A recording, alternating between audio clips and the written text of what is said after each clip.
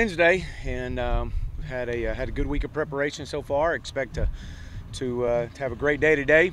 Energy levels high. The guys have been working extremely hard, so I just feel like that again, this team is focused on just getting a little bit better every day, and that's our only focus right now. So. Should I talk about playing a night game at home? I know you've played in Ole Miss, but here at home. Well, one, we're excited to be back home, and especially being a night game. I feel like the crowd's going to be really strong and be into the game, and a lot of energy in the stadium. So you always, as a coach, as a player, you always love those evening games. It gives everybody a chance to tailgate and have a good time through the course of the day, get in the stands that night, and support the team. Chad, I know you'll take any kind of win, but how important is it for you that you show better maybe than you did the Portland State game? You know what I mean? Like, be more impressive, I guess. Well, again, I say all the time, it's how we play, not who we play. Yeah. And, this football team needs to continue to improve. We're going to make some mistakes. I mean, we got a lot of young guys on the field, and it's early in the season. You're going to make mistakes. You got to make sure that they're not the same mistakes that they've been over the last 2 weeks, 3 weeks. And so that's our focus, is just us getting better. Each side of the ball, each position group, just getting a little bit better every day. Any update on Bumper and Hudson or Hayden? Bumper worked out yesterday. We'll go again today. Hayden is doubtful for today. We'll reevaluate him tomorrow. Say Bumper's probable for the game, questionable? Or? Yeah, I think we'll see how today goes, but I anticipate him being okay. He did. A little bit fatigued, but that's to be expected. Hadn't practiced in a while, so he'll be back out there again today and going at it. Is Grant a guy who could go out there and play next to Scoot at that will spot, or is he just solely Scoot as backup? No, I think he's a guy that you could put in several different positions. He's very relentless and a tough player, very smart player. So and he played really well last week. Coach, I'm not sure if we've asked, but how much longer do you think Soley will have the club on his hand?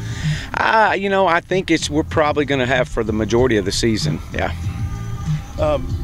I've been meaning to ask you this. On kickoffs, they sky kicked and all. Is that something that you just come to expect, that Devion's not going to get much of a chance, or what? Well, I think each week is going to be a little bit different, and I think that last week they saw a couple things that they liked. Colorado State did, and they wanted to exploit that area. They were okay with a fair catch, and that's that. And we'll take the ball in the 25. Yeah. How about from your side of things? You got 5 touchbacks. Is that, you prefer that, or do you want some return somewhere? No, I do. I think it's all about ball placement and the call that we make. And, when you got a kicker that can kick the touchbacks, it definitely adds another dimension to your unit. I don't want to jinx you, but the first 4 games last year, special teams are pretty rough.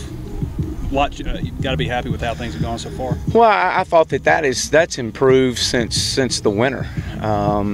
Bringing Daniel in and naming Barry, our special teams coordinator, has been a big addition to us.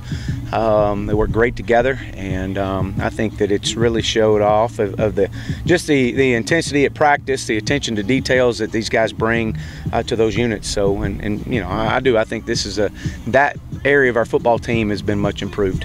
Coach, have y'all changed anything with play calling or anything? Some people noticed the bigger board you were holding at the game, but I think it's the same that you were holding like at SMU and stuff. Yeah, I've in the past I've always had my board. Usually I've folded my game plan up and put it in my pocket, but I've changed a little bit and wanted to have it more in front of me. And like I said, I'm extremely involved and will continue to be. Your offensive team captain is going to be Ty Clary. You mentioned the ends, and Colorado State wanted to exploit your ends a little bit. Chief mentioned that the linebackers, there were some bumps that they should have performed. Have you gotten a better handle on, getting the run defense solved? Well, yes. We feel like we have. We definitely have in practice, and just trying to get the fits right from the back end and making sure that when they do get to the edge on us, that we do have someone there to fit the gap. What about Jamario, a guy that's a little more physically developed there at end?